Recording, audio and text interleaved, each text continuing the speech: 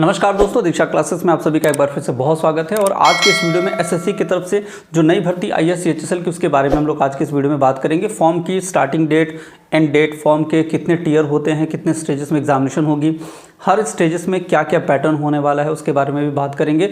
और साथ के साथ एग्जामिनेशन में जो कितने टीयर हैं उसके एग्जामिनेशन डेट्स के बारे में भी बात करेंगे। हालांकि एग्जामिनेशन जो टीयर 1 है उसका एग्जामिनेशन डेट मेंशन किया गया है, टीयर 2 के बारे में कोई अभी एग्जामिनेशन डेट आपको मेंशन नहीं किया गया, लेकिन मैं फिर भी आपको बताऊंगा कि क्या एक्सपेक्टेड डेट हो सकती है। तो चलिए इस वीडियो में हम लोग स्टार्ट करते हैं।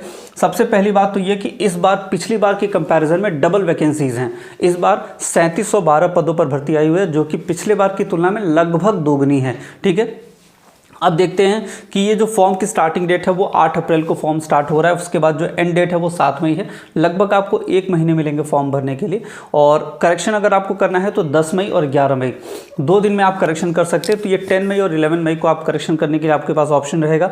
और जून और जुलाई, ये टीयर 1 का जो एग्जामिनेशन है वो आपका जून और जुलाई में होना है।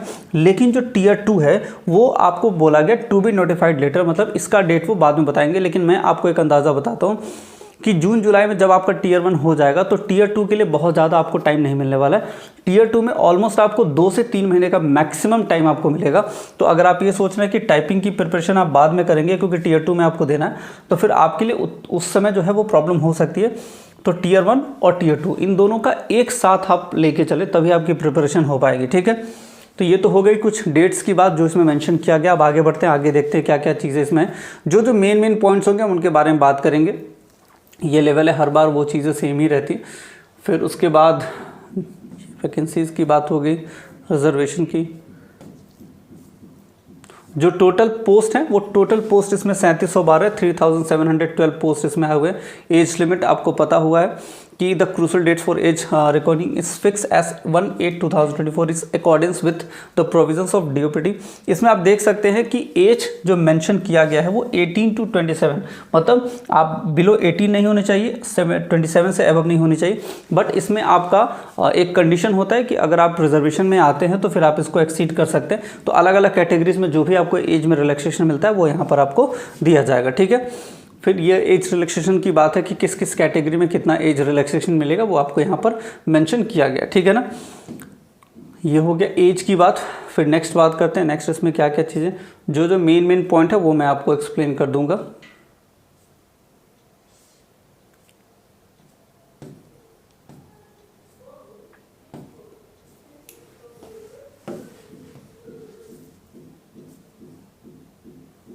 अप्लाई करने के लिए आपको एक ध्यान देना है कि अप्लाई करने के लिए आपको जो इनका नया वेबसाइट है आप वहीं से उसी वेबसाइट से आप इनको अप्लाई कर सकते हैं, जो कि है ssc.gov.in। ठीक है, और यहाँ पे लिखा गया है कि ssc.nic.in will not be functional for the new website, मतलब आपको नए वेबसाइट्स के थ्रू ही आपको यहाँ पर ये रजिस्ट्रेशन या फिर जो भी प्रोसेस है, बट आपको OTR करना होगा, 1 टाइम रजिस्ट्रेशन करना होगा और उसी यूज़र ID पासवर्ड के थ्रू आप यहाँ पे फॉर्म को भर सकते हैं। तो पुरानी वेबसाइट पे नहीं जाएंगे, आपको ssc.gov.in पे ही जाना है, क्योंकि नए वेबसाइट के थ्रू ही यहाँ पर आप फॉर्म को भर पाएंगे। ठीक है, ये फ़ोटो का फॉर्मेट है, आपको किस फॉर्मेट में फ़ोटो को अपना रखना है, क्योंकि इसके वजह से भी बहुत लोगों का फॉर्म जो है वो रिजेक्ट हो जाता है। ठीक है, दूसरी चीज़ यहाँ पर यह है कि अगर हम फॉर्म के फ़ीस की बात करें तो 100 रुपीज़ रहती है।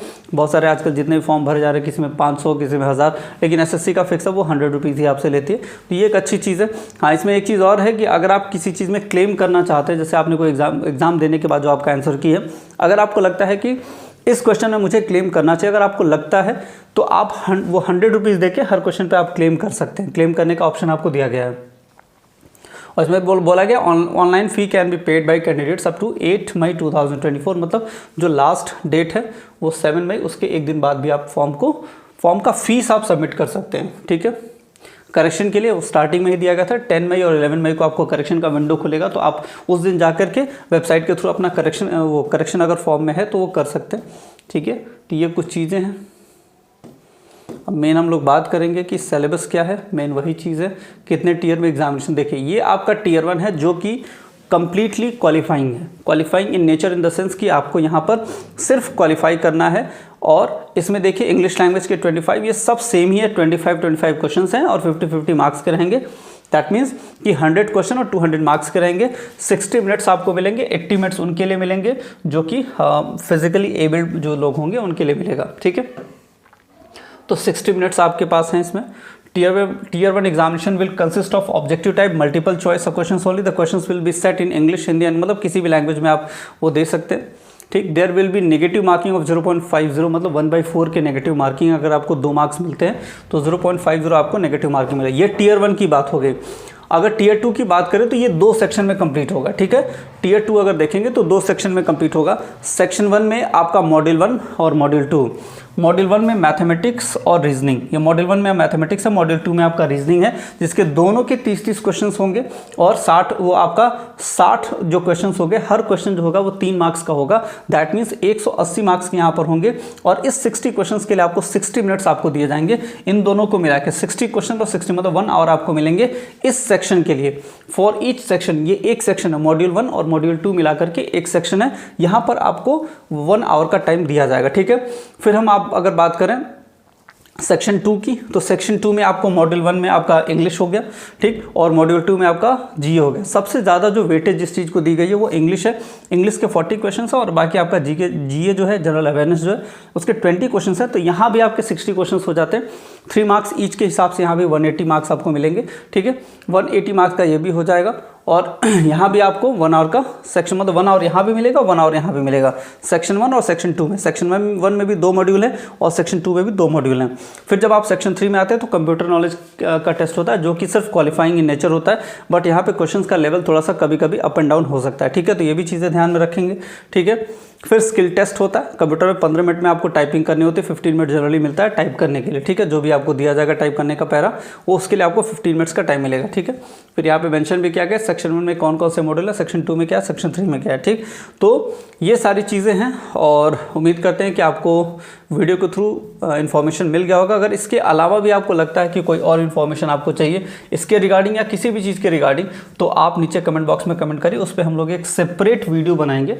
तो ये CHSL का फॉर्म है, पिछली बार से ऑलमोस्ट डबल भर्तियां हुई हैं, तो आप फॉर्म को भरें और टाइमिंग आपको उसमें जून और जुलाई दिया गया है। Tier 1 के लिए, Tier 2 के लिए आप मान के चले उसके एग्जामिनेशन के बाद 2 से ढाई महीने या 3 महीने का टाइम आपको दिया जा सकता है। तो टाइपिंग आप इसी समय से लेकर के चलेंगे। उम्मीद करते हैं वीडियो आपको इन्फॉर्मेटिव लगी होगी। अगर वीडियो पसंद आया हो तो एक लाइक ज़रूर करें और ऐसे ही और भी बहुत सारे वीडियोस के लिए हमारे चैनल को सब्सक्राइब जरूर कर लें। मिलते हैं आपसे अगले वीडियो में किसी और इन्फॉर्मेशन या किसी और चैप्टर के साथ। तो अभी तक आप वीडियो में बने रहे, इसके लिए बहुत बहुत धन्यवाद।